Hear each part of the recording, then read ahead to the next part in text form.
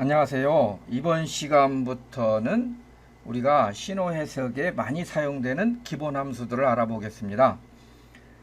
실제로 우리 책에 보면은 계단 함수, 그 다음에 그 임펄스 함수, 구형파, 삼각 펄스, 표본화 함수, 정연파 함수, 복수 정연파 함수, 지수 함수 이렇게 굉장히 많습니다. 실제적으로 이 8가지만 여러분들이 정확하게 알면은 우리 신호 해석을 다루는데 큰 문제는 없을 것 같습니다. 자, 먼저 2-4의 1 계단함수입니다. 계단함수. 계단함수는 우리가 스텝 함수라고 그러는데 그 모양이 꼭 계단같이 생겼습니다. 스텝 함수. 여러분들이 여기서 신호하고 함수가 왔다 갔다 합니다. 그런데 이게 함수가 결과적으로는 신호를 발생하기 때문에 함수만 정의되면 신호는 나오도록 되어 있겠습니다. 따라서 이 함수를 우리가 신호라고 이렇게 얘기를 갖다 하기도 합니다. 자, 계단함수는 우선 우리가 뭐든지 하면은 정의를 갖다가 이렇게 봐야 됩니다. 우리가 정의를 갖다가 봐야 되는데 정의를 갖다가 여러분들 처음 계단함수를 하기 때문에 정의를 갖다 한번 보도록 하겠습니다. 정의를 갖다가 보는데 그 다음에 정의를 할 때 그 우리가 심볼, 기호, 심볼이라고도 하고 이제 기호라고 하는데요. 심볼 혹은 또는 기호라고 이렇게 하는데 기호를 어떻게 표현하면 유니트 t라고 표시를 합니다. 유니트 t 이렇게 계단함수는 유니트 t는 어떤 특성을 가지고 있냐면은 두 가지 값을 가지고 있는데 t가 어떤 시간 t에 대한 함수니까 0보다도 작으면은 0이고 t가 0보다도 크면은 1인 이런 특성을 가지고 있는 거예요. 자, 0보다도 작으면은 0이고 0보다도 크면은 1이고 이것은 어떤 시간에서의 어떤 중심되는 시간이죠. 여기서 0보다도 크다 작다 되는 것은 어떻게 보면 어떤 기준되는 시간이에요. 기준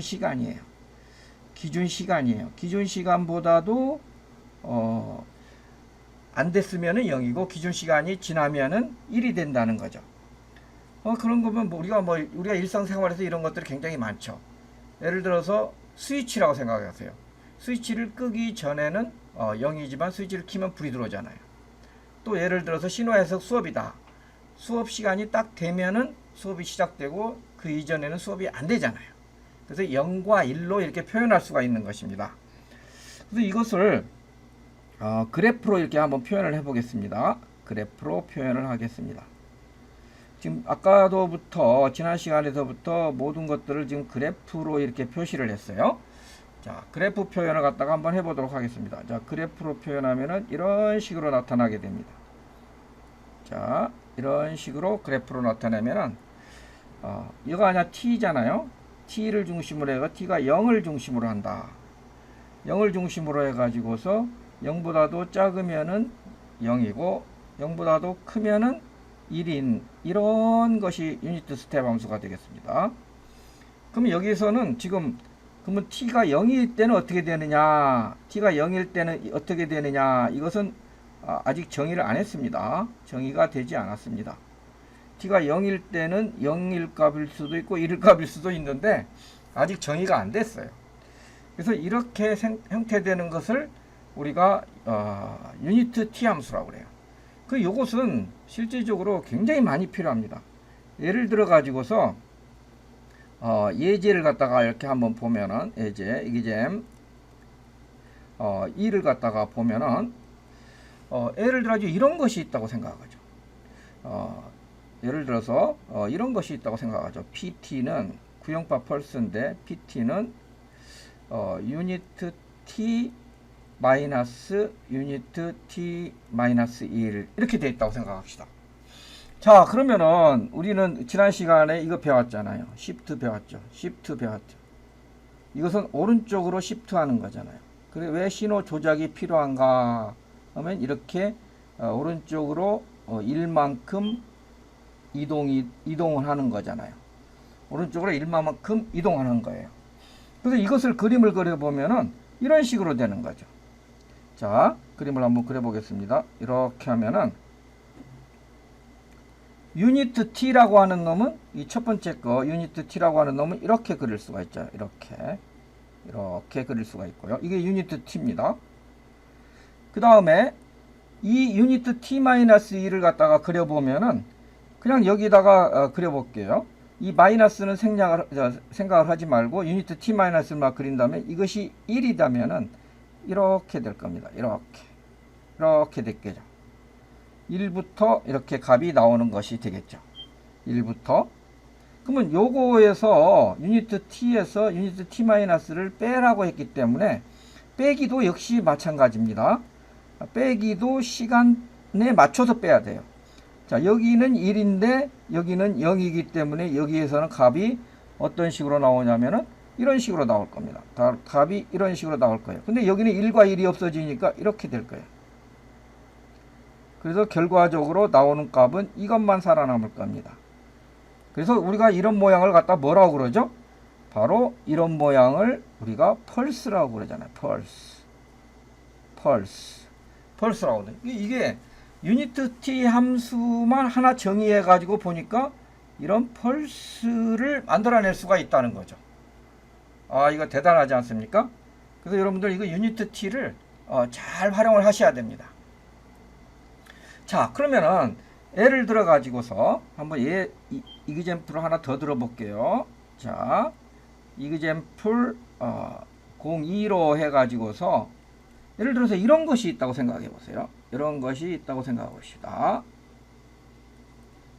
1, 2, 3 여기가 t고요. 어떤 함수냐면 이것은 yt라는 함수인데 어떤 식으로 생겼냐면 이렇게 생겼다고 생각해요.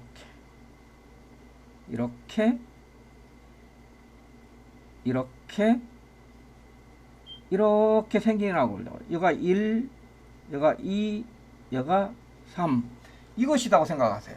그럼 이것을 이렇게 생긴 yt를 유니트 t 함수로 표현하시오. 그러면 이거 어떻게 생각할까요? 이것은 이게 하나가 있죠. 그럼 유니트 t가 있는 거잖아요. 유니트 t에다가 그 다음에 또 요것이 있죠. 요거에서부터 이렇게 가지고서 이렇게 갔는데 여기서 요게 있다고 생각을 하면 되겠죠. 요게 1이 더해지니까 그러면 요것을 어떻게 표현할 수 있냐면은 유니트 t 마이너스 1 요 시프트가 마이너스 1이 됐으니까 그 다음에 것은 어떻게 되겠습니까? 이렇게 되는 거죠. 쭉 가겠죠. 그 다음에 플러스 유니트 t 마이너스 2 이렇게 되죠. 그러면 여기에서는 만약에 얘네들 세 개가 이렇게 한꺼번에 모이는 이 지점에서는 3이 되겠죠. 근데 그 이후로부터는 0이 돼야 되기 때문에 이걸 빼줘야 되겠죠. 어떻게 빼주냐? 마이너스 유니트 마이너스 3일 때 빼주면은 이렇게 빼주면은 이게 바로 뭐가 됩니까? yt가 된다는 거죠. 이게 yt가 된다는 거죠. 그래서 순수하게 유니트 t 함수만을 이용해 가지고서 이런 신호를 우리가 만들어낼 수가 있다는 거죠. 자, 이거 유니트 t 함수는 잘 생각하셔야 됩니다. 이것의 핵심은 어디에 있냐면은 바로 여기 정의 및 심볼. 그래서 여러분들 이것은 외워야 돼요. 유니트 t 함수는 t가 0보다 작을 때는 0이고 t가 0보다도 클 때는 1이다. 이것은 아셔야 돼요. 이거 반드시 아셔야 됩니다. 그 다음에 이것도 반대로 이것을 가지고서 또 이것을 수식을 주었다 했을 때 그림을 그릴 줄 알아야 돼요. 예를 들어 가지고서 xt가 유니트 t 플러스 2 마이너스 2배의 유니트 t다. 이것을 그림을 그리시오. 이런 식으로 나타낼 수가 있습니다. 그림을 그리시오 하면 그림을 그려야 되겠죠. 자, 이 그림을 어떻게 그리느냐. 그러면 이거 하나씩 나눠서 그리면 돼요. 첫 번째 거 한번 그림을 그려볼게요. 여백이 많지 않으니까 작게 그릴게요. 자, 이것은 t는 있고 유니트 t를 마이너스 2만큼 이렇게 시프트 시킨 거잖아요. 이렇게 시프트 시킨 겁니다. 이렇게 요게 이렇게 시프트 된 것이고, 그 다음에 이렇게 나눠 가지고서 그리는 게 좋아요. 그 다음에 더하거나 빼기를 하면 좋습니다. 자, 그 다음에 두 번째 것은 2배의 ut예요. 그냥 유니트 t인데 이 높이가 2가 된다는 얘기예요. 그러면 어떻게 되겠습니까? 이렇게 되겠죠. 근데 이것을 요놈에서 앞에서 뒤에 걸 빼라는 얘기예요. 이게 빼기를 하라는 얘기죠. 빼기를. 그러면 결과가 어떻게 되겠느냐? 결과는 이쪽에다가 한번 이렇게 그려보겠습니다. 자, 결과를 한번 그려보겠습니다. 결과를 똑같이 여기다 그려보면 좋겠는데 잘 보이네요. 이렇게 한번 그려보겠습니다. 결과를. 그러면은 결과 여기 앞부분에서는 없기 때문에 그대로 나오겠죠. 이렇게 앞부분에서는 빼니까. 근데 여기하고를 빼니까 이것은 앞에 거하고 똑같네요. 똑같이 이렇게 펄스가 아니네요. 쏘리. 이건 2라고 여가 높이가 2잖아요. 1에서 2 빼면 어떻게 되겠습니까? 마이너스 1이네요. 그렇죠. 마이너스 1이죠. 마이너스 1이 이렇게 끝까지 가겠네요. 이렇게 마이너스 파트가 끝까지 가겠습니다. 이런 식의 신호가 되겠습니다. 이 높이가 2니까요. 제가 잠깐 좀 헷갈렸습니다. 이 높이는 2입니다. 2. 그래서 이런 식으로 나타낼 수가 있는 거예요. 유니트 스텝 함수 하나 가지고. 그래서 유니트 스텝 함수는 이거 스위치로도 작용을 가능해요. 역할에서 이거 스위치 역할을 갖다가 우리가 표시할 때 많이 사용을 합니다. 유니트 스텝 함수는. 그래서 유니트 스텝 함수를 우리가 일반적으로 입력을 xt라고 하고 입력이라고 하잖아요. yt는 출력을 갖다 나타냅니다. 출력. 그 다음에 이 유니트 t라고 하면은 계단함수, 스텝함수, 이 세계 어디에서나 마찬가지입니다. 북한에서도 마찬가지입니다. 이같이 세계 어디에서도 이건 공통적으로 이렇게 사용을 하는 신호예요. 신호함수예요. 그래서 이 계단함수는 우리가 잘 알아둬야 된다. 계단함수는 정말로 잘 알아둬야 된다는 것을 여러분이 명심하시기를 바라고 노트 정리 잘 하시기를 바랍니다. 예, 지난 시간에 우리가 계단함수를 배웠는데요. 계단함수보다도 더 중요한 것이 있습니다. 이게 다 중요하지만은 임펄스 함수라는 것이 있습니다. 임펄스 함수. 임펄스라고 하는 것은 우리가 뭘 나타냅니까? 임펄스는 어떤 그 강력한 충격을 말하는 거죠. 그냥 충격이 아니고 엄청나게 강한 충격을 갖다가 임펄스라고 하잖아요. 충격 함수라고도 하는데 그냥 우리가 임펄스라고 합니다. 이것의 그 정의 및 심볼을 이렇게 보면은 임펄스를 정의 및 심볼 기호 정의 및 심볼을 보면은 여러분들이 이것도 잘 기억을 해야 될 거예요. 이 델타 t라고 이렇게 씁니다. 델타 t. 어떤 학생들은 델타 t를 잘 못 써요. 델타 t를 연습을 좀 해야 됩니다. 이거 값은 시간 t에 따라서 변하는데 그 t가 만일에 0이 아닐 경우에는 이 값은 0입니다. t가 0이 아닐 때는 0이에요. 그 다음에 그러면 t가 0이 아니면 t가 0일 때는 어떻게 되느냐? t가 0일 때는 이 델타 t 값은 undefined, 정의할 수 없다. 무한대다. 무한대다. 무한대. 이걸 갖다가 다른 말로는 undefined라고 이렇게 합니다. 정의할 수가 없다. 무한대라기 때문에. 이렇게 되는 거예요. t가 0일 때는 무한대고, t가 0이 아니면은 0이다. 그 다음에 또 한 가지가 있어요. 뭐냐면은 어떤 적분 t1에서 t2까지 임펄스 함수를 적분을 t에 대해서 하면은 이 값은 1인데 이 값은 항상 1은 아니죠. 이 값이 두 가지 경우가 있습니다. 이 값이 1인 경우하고 0인 경우가 있는데 1인 경우는 어떻게 되냐면은 만일 t가 우리가 만일 t가 이 t가 그 t1하고 t2가 이거 적분 구간이지 않습니까? 이 적분 t1하고 t2가 t1이 0보다도 크고 또 t2가 0보다도 작을 때 좀 이상하네요. 이것은 무엇을 나타낸 겁니까? t1이 0보다도 작고 t2는 0보다도 크다. 이것은 무엇을 나타내냐면 0을 포함한다는 뜻이죠. 0을 포함한다. 자, 의미를 잘 아셔야 됩니다. 포함한다. 이렇게 얘기하는 거죠. 그러니까 여기에서 예를 들어 가지고 이렇게 선이 있는데 이게 0이다 이거죠. 이거 t1이고 이게 t2다. 이렇게 한다면은 0보다는 t1은 작고 t2는 0보다 크다. 이런 경우는 오케이다 이거죠. 그런데 만약에 이게 0인데 t1이 t2가 이렇게 됐다.